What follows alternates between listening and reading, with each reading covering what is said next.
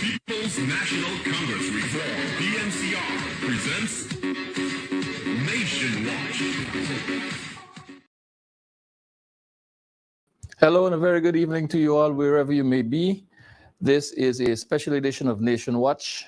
We're coming to you live. My name is Marvin Williams, and we apologize for not being able to visit you in your living rooms yesterday with Nation Watch. So we're making it up to you this evening. Today we'll be discussing the Republic 53 years later. And joining me in this discussion is Mr. Gabriel Lall, better known as GHK Lall, who has a tremendous amount of, who has done a tremendous amount of writing, shaping opinions on a number of topical issues in Guyana over the years. So I'd like to welcome Mr. Lall to Nation Watch and to say to him, thank you very much, sir, for joining us once again. Well, thank you for thinking about me, and hello and good evening, everyone listening to this program. And we will try to see that we can speak to these issues of the birth and the continuation, the growth of our republic in terms of what we share tonight. Thank you again, Mr. Williams, and let's get the ball rolling. Right. Now, in 1964, a 41-year-old attorney at law became Premier of Guyana, British Guyana as it was. In 1966, that now 43-year-old attorney at law led this country to independence in 1966. By 1970, this gentleman, a youthful 47, led Guyana to Republican status. Guyana became the Cooperative Republic of Guyana. And in 1980, this distinguished gentleman became Guyana's first executive president. In 1980, this gentleman promulgated the people's new constitution. I speak of the founder leader of the People's National Congress, Lyndon Forbes Sampson Burnham, Order of Excellence, Senior Counsel. Today we hear a lot about youth from another political party, as though youth is something novel when it comes to holding high office. But this young man, Forbes Burnham, did not just hold office. He blazed a trail and he left a legacy.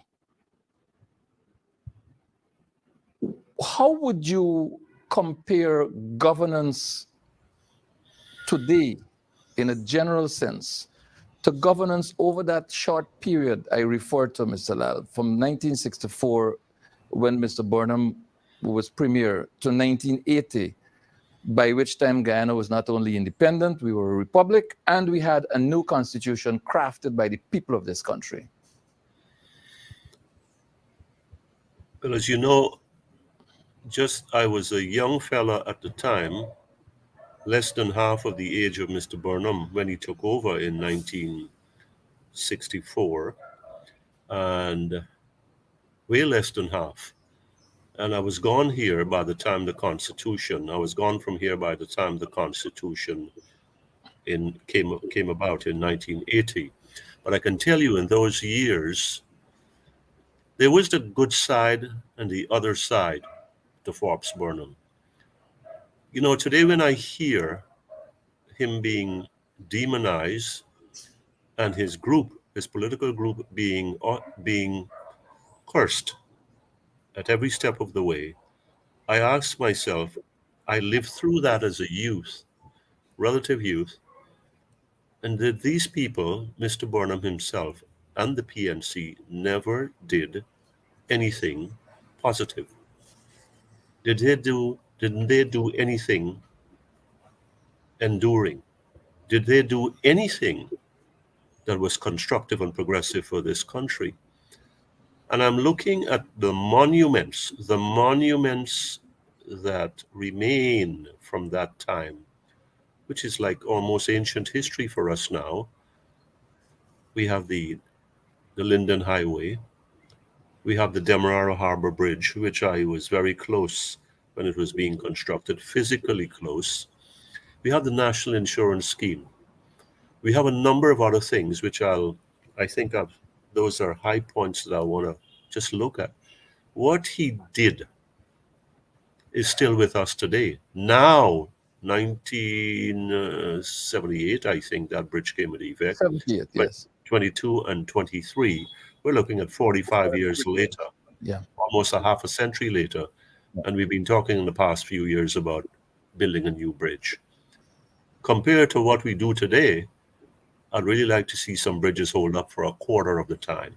Some structures and infrastructure and all those elements that go into it hold up for a quarter of the time of that bridge put up by Forbes Burnham, the PNC government, and Joe Holder.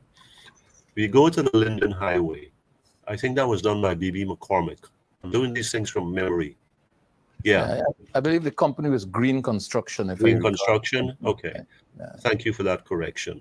Now, again, that has lasted for decades. Now it's wear and tear. And so very widely used road at high energy. At high energy, nobody drives there at 30 miles an hour. Oh, no. I certainly haven't driven there at anything less than 90. I shouldn't say that on the radio or on the television, but there we are.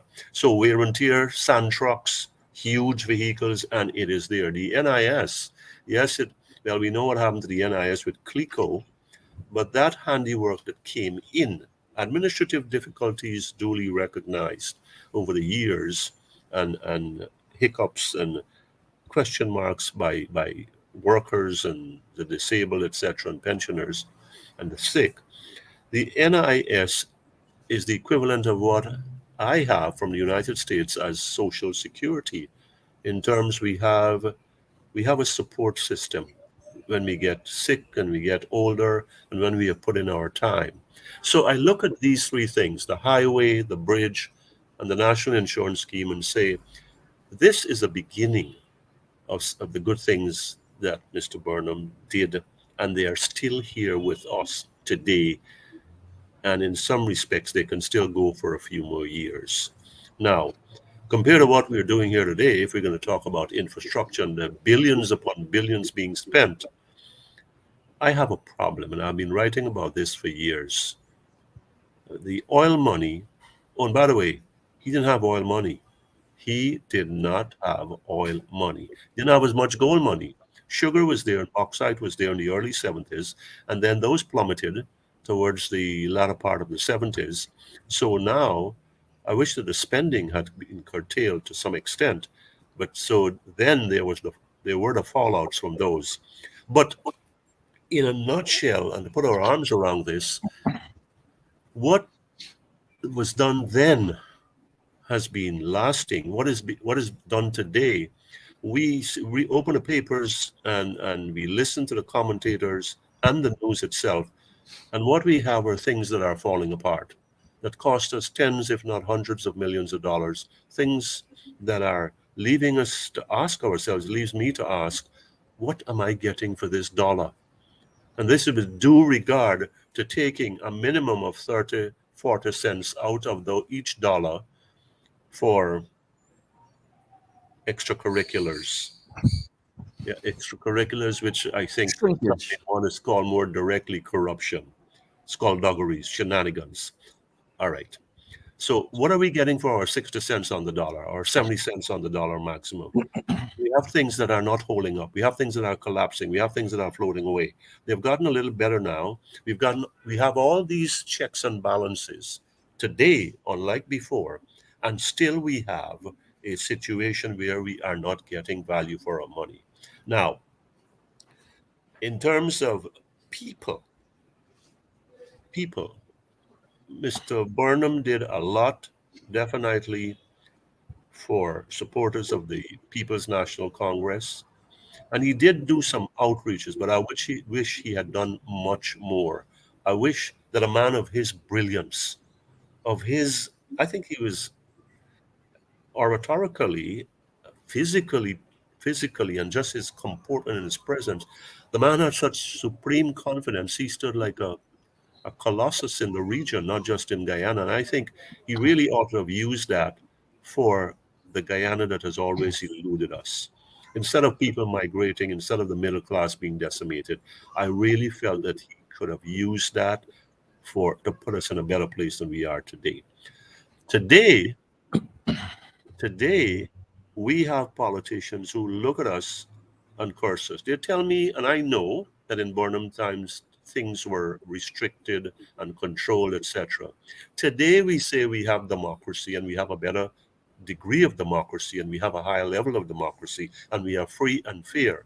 But I want to tell you something about the free and fair in terms of expression, in terms of writing. So many people have told me that you should stop. You should stop talking, you should stop writing. There is a fear in this country, a fear, F-E-A-R, that is palpable. Why do you think only so few people are talking? Why do you think that in Burnham time, PNC people could have spoke now? A few of them could have spoke now. Why do you think today not one PPP person gets up, stands up and says, well, I think that thing is wrong. I beg to differ. I must depart from this. They're not doing that. But I know that. Balram Singh Rai tried, and we know where that ended. Okay. Today, so we have this distance between what was then, and it wasn't of the best, and we had one of today, which is sometimes I feel I live in Russia or I live in North Korea, that you got to look over your shoulder. You got to fear government. Why is that? So comparatively speaking, I say we have inched forward, but what is happening today, we have reversed what was there before. Right. So I just wanted to qualify something you said. There were restrictions to some imports, yes. What I find rather interesting, and I'd leave it here for viewers to determine, what I find very interesting is that those restrictions flowed directly from the oil crisis of the 70s, where fuel prices went through the roof. And Guyana, back then, a young country whose resources would have been plundered over the years by the colonial powers, we had to find our feet. And we seem as a nation to forget these things, and people try to suggest that, well, it was because Burnham was bad that there were restrictions. No, Cherry Jagan offered critical support to that process, which resulted in the restriction of the imports of some items to save on our foreign currency reserves so that we could continue to move forward. But these days, COVID is blamed. The war between Russia and the Ukraine is blamed. And the issues that fueled those restrictions to which you alluded are ignored, and they're placed at the feet of a man who is being demonized. So let's move forward. Burnham, who led us to Republican status, he was hated by some, and we accept that. He was loved by most, but he was respected by all. But before you go forward, let me say this to you, please. Sure. He did something starting in the 70s that I'm sure that, well, Cherry Jagan was always for that. I mean, he was for that in a very aggressive way. Nationalization. Yeah. We must control the commanding heights of the economy. Of the economy, precisely. And he just not said it, he did it.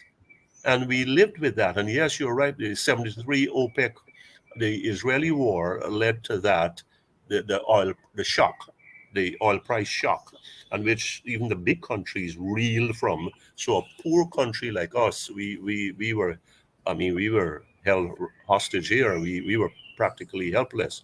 Today, and I'm going to cut this short, today, when we talk about national patrimony, men made big speeches when they were in opposition a couple of years ago, and today they are helpless as a hog that is tied hand and foot. We move forward. Over to you. Right. just my final comment on that. The United States Congress had passed a bill which prohibited the manufacturing of cars of a certain CC, certain power, because of the fuel crisis. So if the mighty US could have buckled to that extent, where cars were out of fuel and novel ways had to be made to notify drivers that the station ahead either didn't have, or had in limited supply petrol. But history is there as our teacher. Now, Guyana had a formidable foreign policy platform that it stood on. Carefully crafted, inspiringly led, and peopled by some of the best brains that we have ever produced in this country. Guyana under Burnham in this time led the charge for CARIFTA, the Caribbean Free Trade Area, led the charge for Caribbean unity, resulting in the formation of CARICOM, led the charge from this hemisphere against apartheid, ensured that Guyana was so positioned that it supported and promoted non-alignment. Guyana supported the African liberation movement in the struggle for the liberation of Southern Africa. Guyana secured a seat at the table of the United Nations Security Council, a significant accomplishment for a small state, for a young state. Guyana stood out in the area of international relations. How are we faring now as a nation in this particular area, in this sphere of operation? Well, I think we had a pretty straight line foreign policy. Of course, you talk about diplomacy, you've got to have flexibility, you've got to have adjustment to changing circumstances. We are dealing on the global platform. But when you're talking about men like Sir Sridat Ramphal, Rashley Jackson, I don't think I have them in order, and Fred Wills, if I remember well, as ministers of foreign affairs. There may have been others, but I remember those three. And they set the tone, they set the stage, they set the standard for what our foreign policy representation was all about. Now understand this, at the ambassadorial level and high commissioner level, yes, it's a political call, but in the professional level, the Ministry of Foreign Affairs, Foreign Service officers, trade officers, cultural officers, attachés, whatever you want to call them, we had some people who went out there and represented us with character, with dignity, and made us feel good about ourselves in a very roiling time. I look at the foreign ministers, foreign affairs ministers that we've had in the last 20 plus years, and there is no comparison. So that's the first thing that strikes me. I am talking at the ministerial level. The ministerial level, there's no comparison at all to those three names that I call. And I leave that to our listeners, our viewers, to identify the names I'm talking about. But I would like to, maybe Rudy and Sonali, I'll take him, or some of the names that were extracted or approved for ambassadorship, foreign service work under today's PPP. Now, what we have is, I'm looking at China. We've had flip-flop. We've had backing away and dodging around.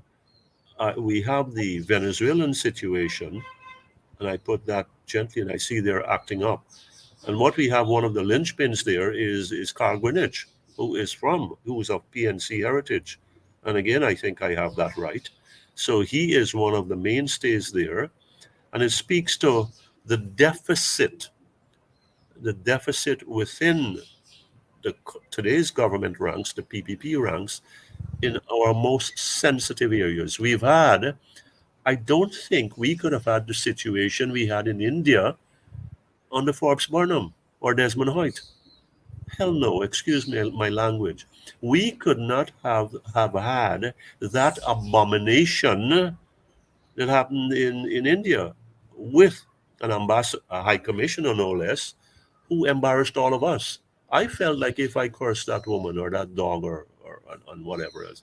And to compound the matters, there's all this dilly-dallying and vacillating, and is he there? Who's paying for him? Why is he speaking for us? What is going? Why hasn't he been recalled and fired unceremoniously? You've embarrassed us, and that is not allowed. We don't mean to embarrass you, but you have embarrassed us on the world stage.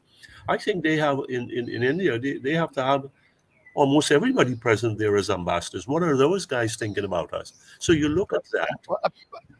I don't hold Charandas Prasad responsible for his behavior. I hold the people who appointed him. Well, we can say that for a lot of things.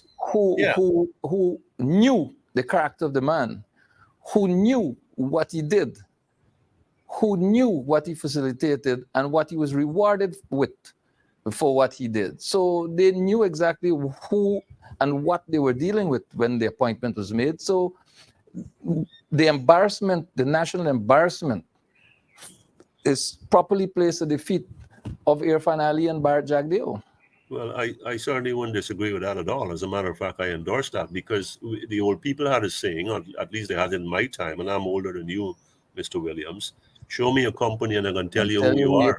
Exactly. All right? And that is the story there. So he is a product of them, right? And he's an extension. More a creature. A creature, right? A creature. And he's an extension of what goes on in the domestic fold. That we have people who are the closest, whether it's local service, public service, or foreign service at very, very high levels, who are a reflection of the nastiness, the brutishness that goes on in this country. So, but if you listen to Mr. Ali's tone when he's speaking, I was going to that. It leaves you to expect no better from anyone else. I mean, when you hear our president speaking in that tone, it's almost like he's putting up his dukes. Then, like, you want to check me out? You want to try me? You want to see who is more bad man? So knows who they're playing with, you know. I heard about that one too. I think it was David. So you go into India. Thank God it was not in Washington, D.C. Not to put down the Indians in any way, but was far away. But you go, and then instead of dealing with the thing forthwith, you're kind of going wrong in circles. Or foreign, and that's not the only one. We got too many party hacks and the deprofessionalization of the foreign service, and that it shows in terms of the work that we get. It shows in terms of how we are regarded, I think, in foreign capitals. And the fact that we have failed to appoint ambassadors to Venezuela and to Brazil adds insult to injury, especially given the fact that Brazil is the strongest military power within South America, and Venezuela is a country with whom we have a border controversy. So it seems as though the three names that you called, were they around, would have been extremely unhappy with the situation that obtains. I want to shift your attention quickly to education because time is really racing away from us. Now, there's a lot of talk today about education infrastructure and so on, and all these boasts that are taking place. There was a commitment by this government to lift the percentage of national expenditure in education to, I think, 20%, now that we have oil. I believe that it is at the moment somewhere in the region of 12%, given the 2023 budget. But I want to point your attention to budgets between 1970 and 78, where the education vote as a percentage of public expenditure in 1970 was 13.77%, 1971, 12.16, 72, 13.38, 73, 13.82, 1974, 14.32, 1975, 14.04, 77, 16.20, and 78, 18.05. So this shows the commitment to education by a government that was young, that didn't have the resources that we have today. And I want to bring to your attention as well that in 1970, our national stock of schools stood at 432. And by 1979, our stock of schools, the number of schools we had as a nation, grew to 1,214. Today, we're boasting about building one school for $1 billion or something like that.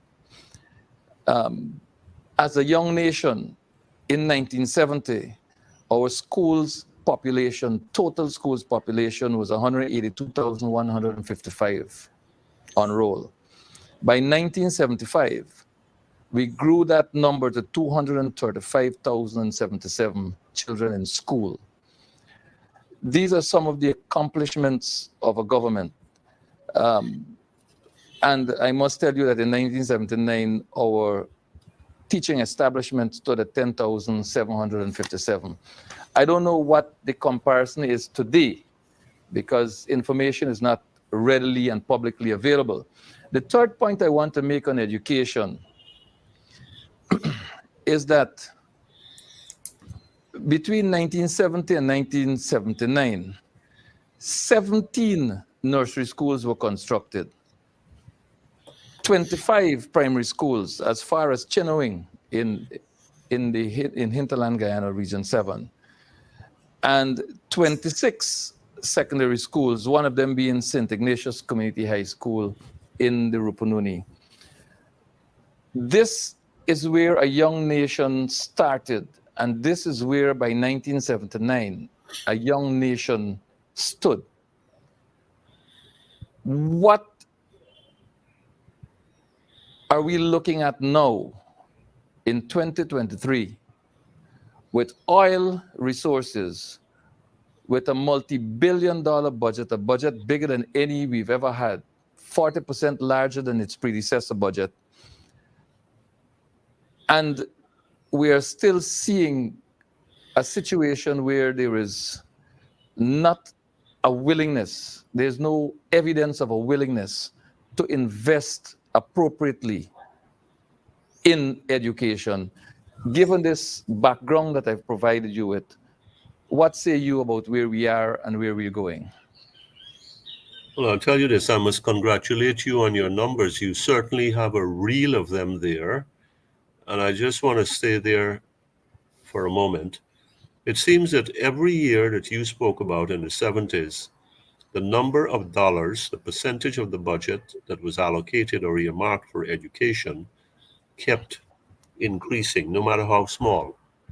Further, what I noticed in the late 70s, oil shocks and all, and our nationalized industries not bringing in as much money, the education budget still keeps going up to as high as, I think the last number I heard you say 18. was about 18+%. Yeah. Right? Our children, 182 to 235, that's about 53,000. So we're talking about a 25% increase on what was there before, maybe more, right? What was there at the beginning of that decade. We had, look, I'm a product of the early, very, very early 70s, or you might say creature. And I'll tell you, the education that I have had was outstanding. I will bow to no man about that. And I didn't go to Queen's College. I did not go to Queen's College.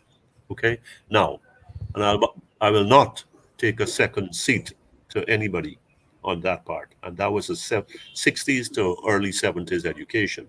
Come to now, we have, and again, I should tell you and my audience, I spent almost 8 years, definitely over 7, as a full-time volunteer in the education sector in this country. All right, a full-time volunteer in the education sector in this country. So I know firsthand of what I'm talking about. I mean, it was in the private school system. I did offer my services free of charge to the public school system. This was under the PPP, mind you, and they didn't know what to do with me. They didn't know what to make of me, right? That you come here when everybody going the other way, all right? But be that as may, what I saw was we have high flyers. We have high flyers. And then we have those right below them, and then we have the rest. This is what we are getting for our budget dollars. We don't know. We have oil and we have all these resources. Gold is certainly doing, or has been doing over the years, a tremendous amount to the economy, whilst others, the traditional, have fallen back considerably. So the one thing that the PNC couldn't speak about in the 1970s was an abundance of funding. Even, and as things tightened, and as our debt increased, it could not say go to banks as easily and as fluidly as today. So we have monies taken out from the oil fund. We have record budget this year, which is a record over last year, which was in itself a record. We have, what is it, 12%, 12 point something, 6% you said for this year, thereabouts. And we have a lot of noise about schools. Schools, you tell me about one school. I can tell you about Central High School where I went to. They were paying $38,000. I was on the board of governors. They were paying $38,000 a month for rent for that big building, and the rent was not paid for years. Right? Then you move 700 students out of a grade A school and put them with the students of a grade C or D school, with due respect to those students in the Charlestown area, and you said at the time I was there where we don't have space and we ain't got a place in town and we thinking about behind the Dorman backlands and all that. And in the old Central High School, when I pass it, I see the sign, Ministry of Education, new administration building. Well, so you displace students to put bureaucrats. Might be good, might be for visionary purposes and forward planning and strategic planning and all of it. But at the end of the day, you do not expose the children. You've got 700 students in a grade A school. You need to take care of that. You need to treasure that. So again, you look at the teachers. I have had experience dealing with the teachers. The Ministry of Education had asked me to go and monitor at a couple of schools, and I did this for a couple of months. The teachers turned up, not all of them. Some of them turned up and gave yeoman service, but they are demoralized. They are demoralized. Even then, which is about 6 years ago, one headmistress said to me, she said, Mr. Lall, she said that parents would come and talk to me, and then the next thing they end up in the classroom, and I think we have resolved cordially and amicably whatever the issue was.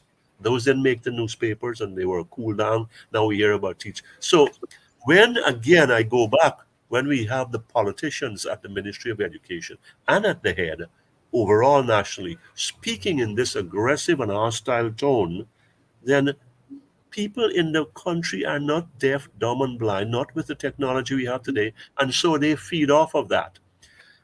Money-wise, we should be doing more. Quality-wise, I've been hearing a lot about goal, and I'm looking at it. And other than for the advanced programs, I am not sure that that thing has anything that is going to add value to us in this oil environment. I am not sure. And by the way, I am so stupid that I can't pick sense from nonsense and say, we get in money from the goal program, 10,000, 15, 20,000, whatever, that is going to really be of significance for this country at the place that it is in and the time that is in. So, dollar for dollar, At best, I can say we may be scrambling to hold our own today. Quality-wise, other than the high flyers, we ain't doing so well, buddy. We ain't doing so well. There's one other matter that touches education that I want to ask for you to comment on, and that is this. In the early days of the Republic, there was the Guyana National Service, which we'll deal with separately. But one of the projects, in fact, two of the projects that the Guyana National Service undertook had to do with minica production, minica peas, and the other had to do with cotton production. That is outside of the self-sufficiency drive of every national service base. But minica put food on the table for the poor families of this country. Cotton was harvested by the National Service pioneers, and it was pulped and cleaned and sent to Sonata Textile Mill, which is now owned by a friend of the yeah. And there it was processed into fabric, cotton fabric. And students, myself included, benefited from free fabric, from cotton grown in this country and fabric manufactured in this country. All we had to do is get somebody to sew those uniforms. We got 3 pants lengths and we got 3 shirts to take us to school for a 5-day week. We learned to take care of these things. We learned how to starch our clothing and how to iron them and have them looking very trim and with knife cutting seams and so on. That is what we accomplished back then. That is no more. Red peas is $800 a pint today.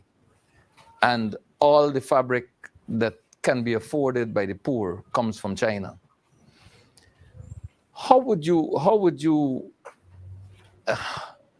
you view where we were as a young republic and where we are now 53 years later with respect to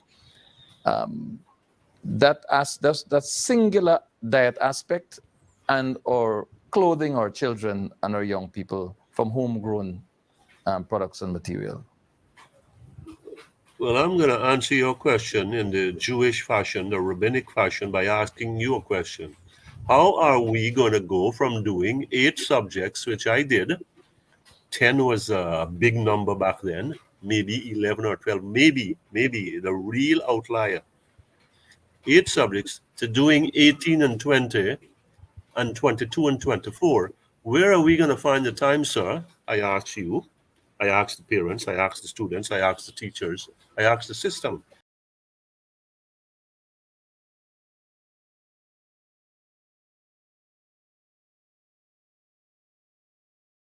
Where are we going to find the time?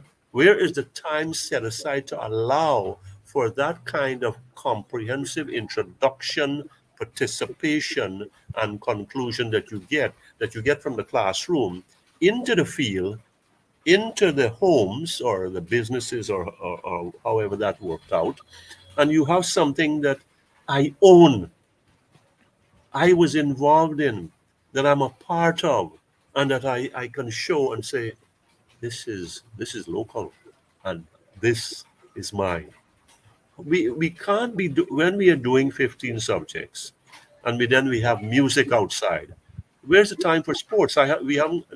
The agriculture that we talked about, and the other engagements of your time, it just can't be today when I have some young ones, and I can barely fetch their book bags. I mean, the thing is like a garbage bin. It is big and it's heavy and it's clumsy. Where is the time to do these other things? Where are the provisions? Where's the thinking that say, do we really need 15 subjects? Or 22 for that matter. Or 22 for that matter. And I started at 15 deliberately to keep it on the small side.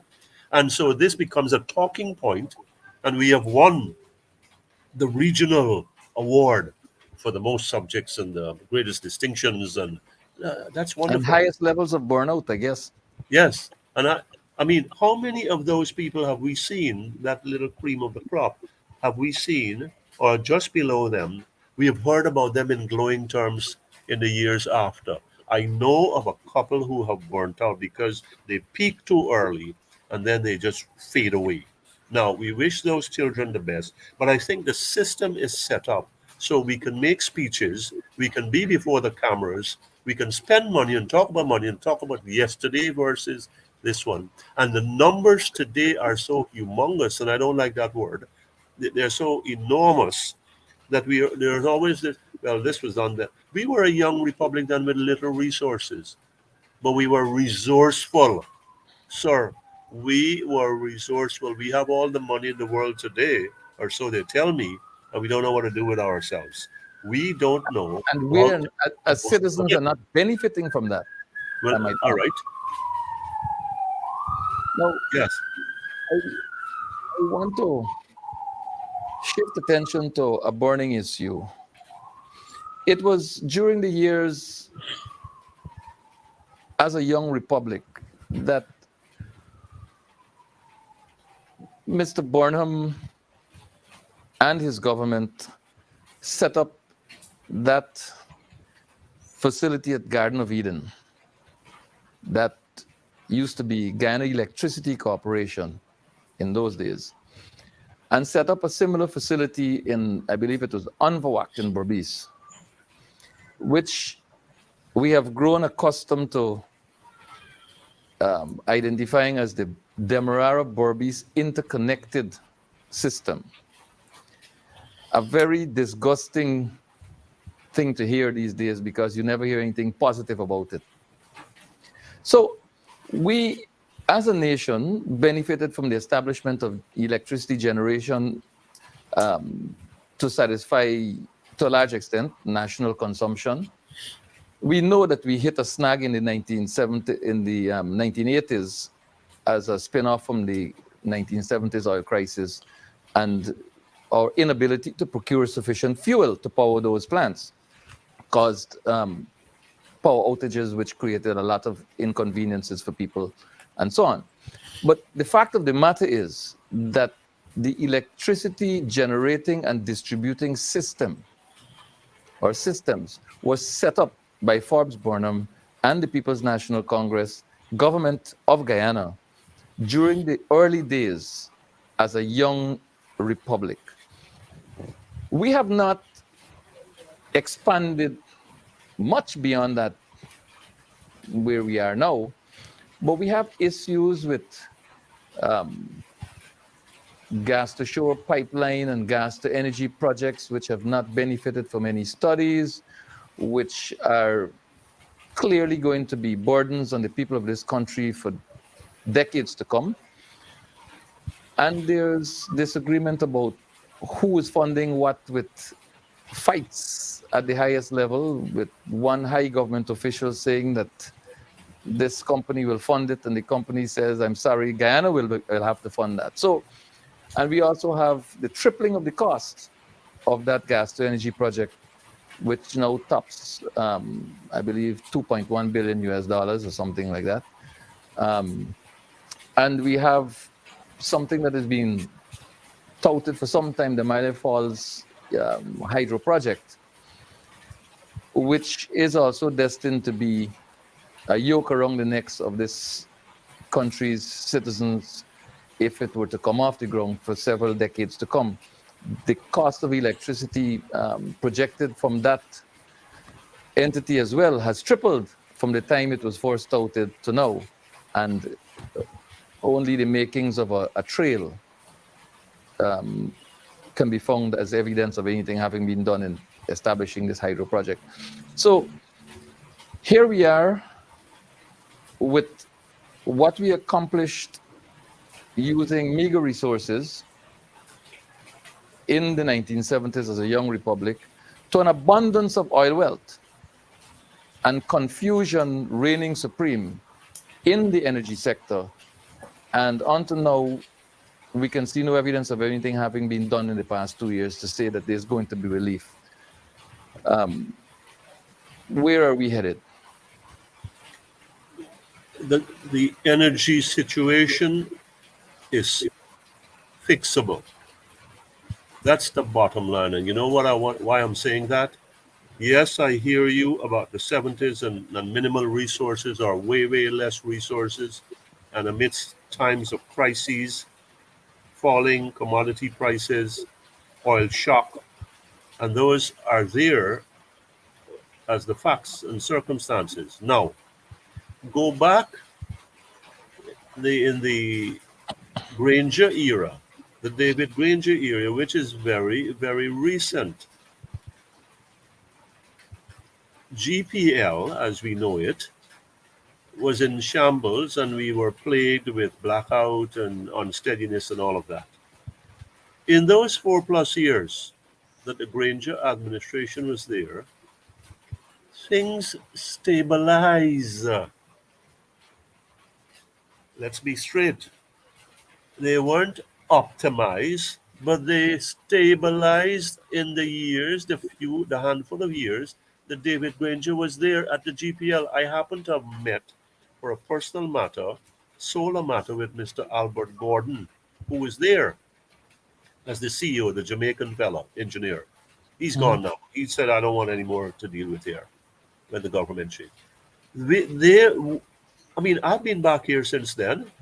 We, comparatively speaking, we had a better supply of electricity just 3-4 years ago. Indeed. Now we're spending a considerable amount of money. We've brought back some people. A lot of people have got solar and generators, etc., private citizens, and we are still plagued, other than big holidays, when somehow the systems work and hold up.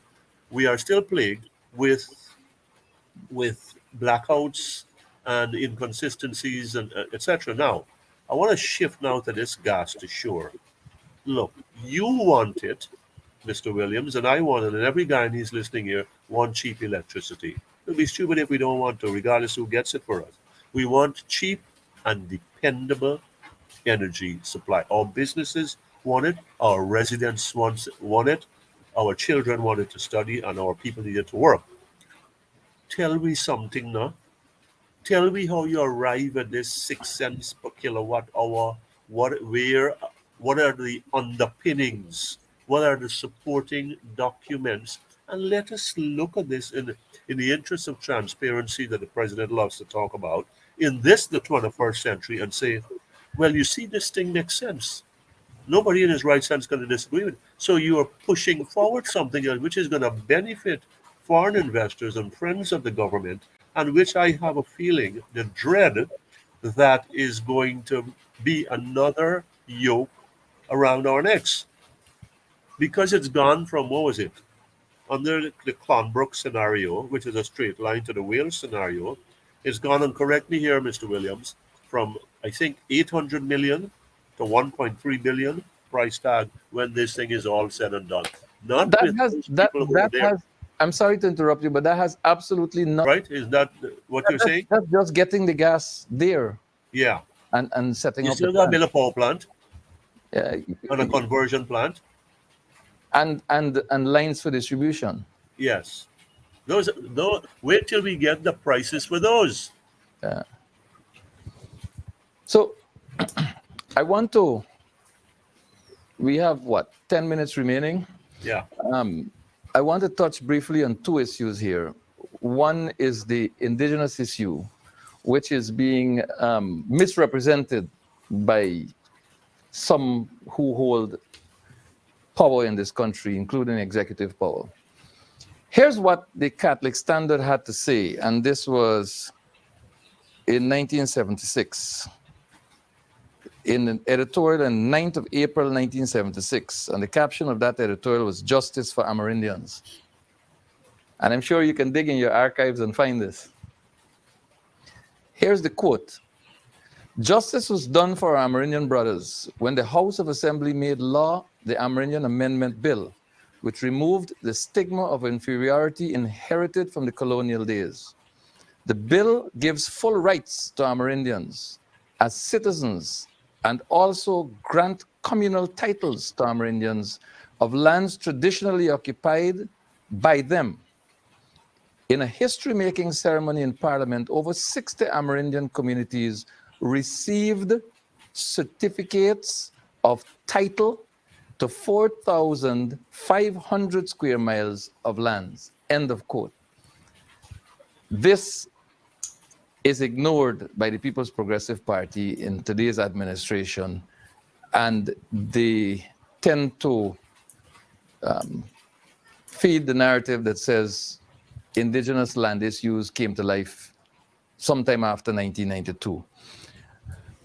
I want to leave that there and speak to the question of food security.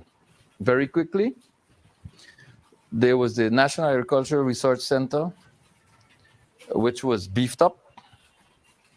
There was the Guyana School of Agriculture, which was established.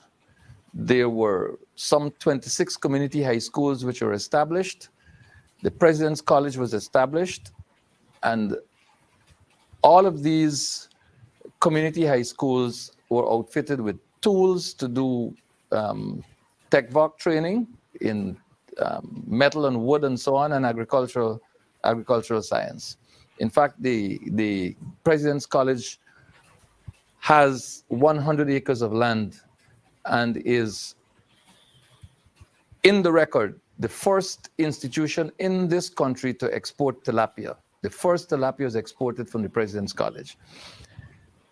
This whole feed, clothe, and house the nation drive that took off in these early days of our republic promoted agriculture in a way that gave the confidence to our people and to the region beyond that we were going to become self-sufficient, we were going to be able to feed ourselves, we were going to be self-reliant, we were going to be food secure.